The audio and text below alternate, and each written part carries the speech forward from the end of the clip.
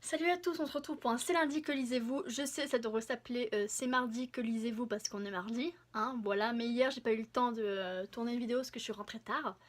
Donc on va arrêter de parler et on va passer à la vidéo. Normalement, elle risque d'être courte. Je sais que la dernière fois, j'ai dit qu'elle devait être courte, mais elle était longue. Mais là, normalement, ça va être court. Voilà. What is love? Baby, don't hurt me. Donc le livre que je vais présenter, il s'agit de Cellulaire de Stephen King. Donc je vais faire un court résumé. Alors le 1er octobre, l'impulsion change le monde. Toutes les personnes s'étant servies de leur téléphone reçoivent cette onde se transformant en sorte de zombies, sauf que dans cette histoire, ils sont appelés les siphonnés. Toutes les personnes qui reçoivent un appel et qui décrochent, ou toutes les personnes qui passent un appel, reçoivent ce message ou ce virus les transformant en personnes cinglées. Toutes les rares personnes épargnées tentent d'échapper à cette horde de siphonnés qui tentent de les attaquer pour les dévorer. Les jours passent et les siphonnés se calment pour se rassembler et créer un nouvel ordre. Sans se parler, tout se fait par la pensée. Et tout cela n'est pas au goût de notre personnage principal et de son groupe, donc de Clay et de son groupe d'amis. Et d'après la rumeur, il existerait un endroit où les ondes téléphoniques n'y parviendraient pas. Donc un endroit sûr. Mais le groupe de Clay se demande si c'est vraiment l'endroit qu'il faut aller pour être en sécurité. Et si oui, pourquoi le groupe de siphonnés pousse-t-il les gens normaux à aller dans cet endroit-là alors qu'ils sont censés être en sécurité et que ces personnes-là leur veulent du mal? Pourquoi? Alors je vous laisserai découvrir ça dans l'histoire. Voilà. Franchement, ce livre-là, je l'ai bien aimé. Franchement, c'était une grande surprise. Bon, comme tous les autres livres de Stephen King, au départ, j'ai eu du mal à le commencer. Mais au bout du deuxième chapitre, j'étais dans l'histoire. Et je crois bien que dans les deux que j'ai lus, c'est celui que je préfère. Donc j'étais assez surprise d'ailleurs, je pensais que j'allais pas l'aimer, mais en fin de compte, j'ai vraiment bien aimé. J'ai été accrochée jusqu'au bout. Par contre, la fin, c'est pas une fin fermée, on va dire que c'est une fin ouverte où on pense qu'il y a une suite et qu'il y a plein de choses qui n'ont pas été résolues. Sauf que je crois qu'il n'y a pas de suite, hein, il n'y a pas écrit tome 2 après. Non. Ouais, je crois qu'il n'y a pas de tome 2. Bon bah voilà, hein.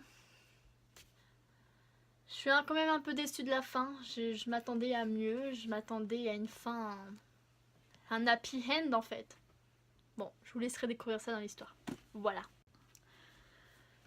Ah oui, et dans cette histoire, ce ne sont pas les siphonnés qui font le plus peur, ce sont les petits machins. Vous savez, les tout petits trucs qu'on met souvent dans la poche et qu'on trimballe partout, les téléphones portables.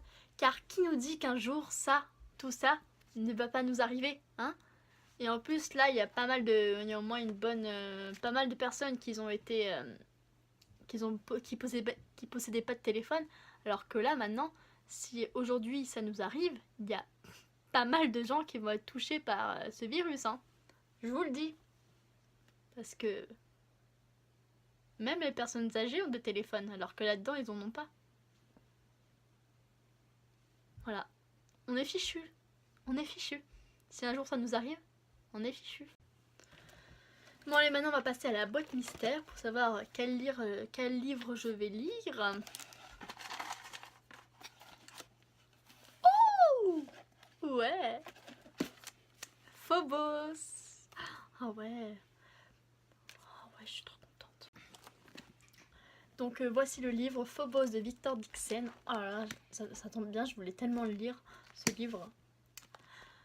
Donc j'ai entendu pas mal de bien sur ce livre, donc je vais faire ma propre avis.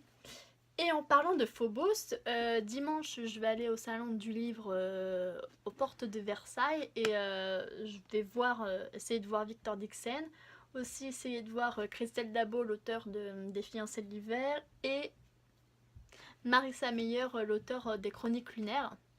Donc je vais essayer de faire dédicacer tous ces livres là et je suis pressée d'y être.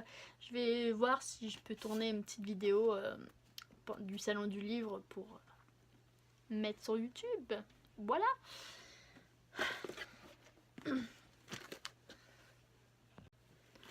Donc voilà, c'est la fin de cette vidéo. J'espère que cette vidéo vous aura plu. Je sais, j'ai parlé un peu comme un robot, j'ai l'impression. Mais je suis vraiment fatiguée là en fait. Je sais pas si ça se voit, mais j'avais vraiment envie de tourner cette vidéo pour voir quel livre j'allais lire ensuite. Et je suis très très contente. Oh là là là là. Vous vous rendez compte? J'espère que je vais vraiment le voir, Victor Dixon. Hein. Imaginez le faire dédicacer. Ça serait tellement cool. Ah, je suis trop pressée. Dimanche, ça va être trop bien. Ok, bon, je me calme un peu, hein, donc voilà. Salut!